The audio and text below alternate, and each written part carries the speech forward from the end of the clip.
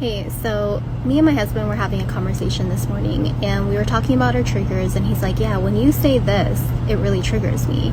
And I think this is the behavior analyst in me, but I reminded him that triggers are something where we have encountered something negative or aversive from a past prior experience. And that past prior experience, whether in childhood, whether just simply in the past, brings us back to that same moment and memory.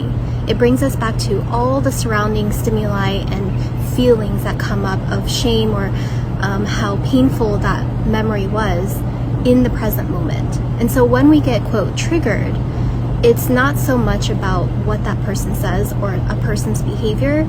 It's more has to do with our own pain that's associated and conditioned and paired with another past memory.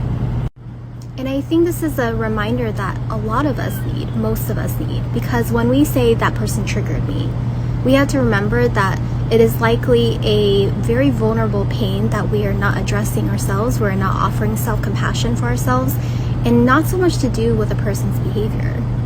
It really has nothing to do with the other person. Triggers, in particular, have everything to do with us and the self-compassion we're able to offer ourselves when we feel triggered. The reason I bring this up and why it's so important is that sometimes our go-to is to blame. They triggered me. Look at the language of how I'm saying that versus saying I feel triggered.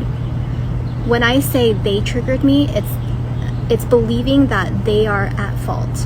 And when we blame, this is actually a dysregulated response, or if you have a tendency to blame, that might be a chronic dysregulated behavior, which I go over in my most recent post. But to just be mindful of our language and be mindful of how we're responding to our triggers. Alternatively, maybe you're not triggered and you're just using that word often, and instead you could just simply express it with another emotion, like I'm so irritated or that really bothered me.